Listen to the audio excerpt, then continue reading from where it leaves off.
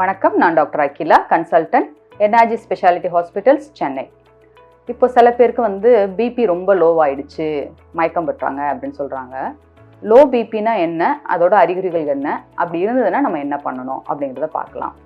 First எடுத்தோன்னா BP, normal BP என்ன அப்படின்னு பார்த்தோம்னா 2 விதமான ரீடிங் சொல்லுவோம். Systolic blood pressure, diastolic blood ப்ரெஷர்னு.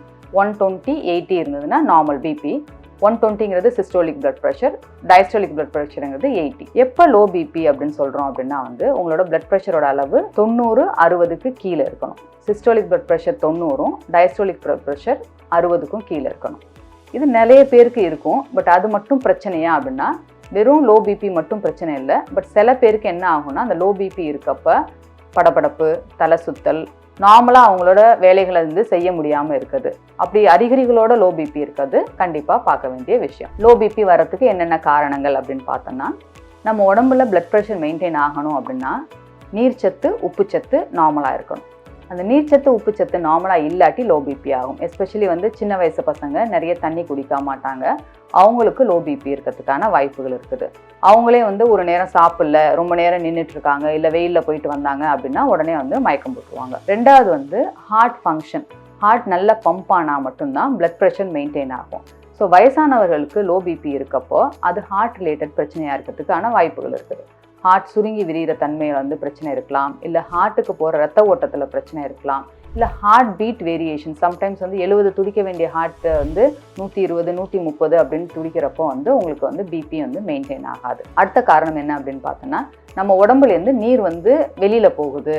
அப்படிங்கிறப்போ நிறைய அடிக்கடி யூரின் போயிட்டு, இல்லை ரொம்ப ஸ்வெட் ஆகிட்டு, அதில் ப்ரீதிங் ரொம்ப ஃபாஸ்ட்டாக ப்ரீத் பண்ணுறப்போ அது வழியாக வாட்டர் லாஸ் இருக்கும். இந்த மாதிரி உடம்புலேருந்து நீர்ச்சத்து அதிகமாக வெளியில் போகிறதுனாலையும் லோ பிபி இருக்கும். அடுத்த காரணம் என்ன அப்படின்னு பார்த்தோன்னா இன்ஃபெக்ஷன் அதிகமாக இருக்கப்போ என்ன ஆகும் அப்படின்னு பார்த்தோம்னா, நம்ம நீர்ச்சத்து உடம்பை விட்டு வெளியில் போகிறதில்ல, உடம்புல உள்ள செல்ஸுக்குலேருந்தே வெளியில் போக ஆரம்பிச்சிடும். தேர்ட் ஸ்பேஸ் அப்படின்னு சொல்கிறது. அந்த மாதிரி இன்ஃபெக்ஷன் அதிகமாக டக்குன்னு இன்க்ரீஸ் ஆகிறப்ப ரொம்ப சிக்காக இருக்கவங்களுக்கு நமக்கு பிபி லோவாகிறதுக்கான வாய்ப்புகள் இருக்குது. இந்த மாதிரி பிபி லோவானால் என்ன பிரச்சனை அப்படின்னு பார்ப்போம்.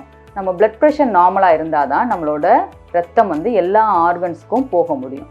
ஸோ பிபி லோவாக இருக்கப்போ என்ன ஆகும், நமக்கு பிரெயினுக்கு போகிற ரத்த ஓட்டம், ஹார்ட்லேருந்து வெளியில் வர ரத்த ஓட்டம், கிட்னிக்கு போகிற ரத்த ஓட்டம், காலுக்கு போகிற ரத்த ஓட்டம், இதெல்லாம் கம்மியாகிறதுக்கு வாய்ப்புகள் இருக்குது. ஸோ நாளடைவில் இந்த ஆர்கன்ஸ் எல்லாம் பழுதாகிறதுக்கான வாய்ப்புகள் அதிகமாக இருக்குது. ஸோ லோ பிபி இருந்தால் நம்ம என்ன பண்ணணும் அப்படின்னா ஃபஸ்ட் எடுத்தோன்னே காரணம் என்ன இருக்குது அப்படின்னு பாருங்கள். சில டைமில் ஹீமோகுளோபின் கம்மியாக இருக்குது, அதெல்லாம் கூட காரணமாக இருக்கலாம். அதெல்லாம் சிம்பிளாக நம்ம ட்ரீட் பண்ணிக்கலாம். நீர்ச்சத்து அளவை அதிகப்படுத்துங்க, உப்புச்சத்து அளவை அதிகப்படுத்துங்க. வயதானவர்களாக இருந்ததுன்னா லோ பிபியை கொஞ்சம் சீரியஸாக எடுத்துகிட்டு எதனால அப்படிங்கிறத உங்களுக்கு kidney test, liver test, heart test அதெல்லாம் ஒரு தடவை செக் பண்ணிக்கிறது ரொம்ப ரொம்ப அவசியம். எந்த காரணமுமே இல்லை, அவங்களுக்கு லோ பிபி மட்டும்தான் இருக்குது அப்படின்னா என்னென்ன நீங்கள் பண்ணலாம் அப்படின்னா, ரொம்ப நேரம் நிற்கிறத அவாய்ட் பண்ணுங்கள், வாக் பண்ணுங்கள். படுக்கிறப்போ கால் கொஞ்சம் மேலே எலிவேட் பண்ணி வைக்கிறது, ஒரு பில்லோ வச்சு கால் தூக்கி மேலே வைங்க. டக்குன்னு பொசிஷன் மாற்றாதீங்க. இப்போ படுத்துருக்கீங்கன்னா உடனே எந்திரிச்சு ஓட ஆரம்பிச்சிடாதீங்க.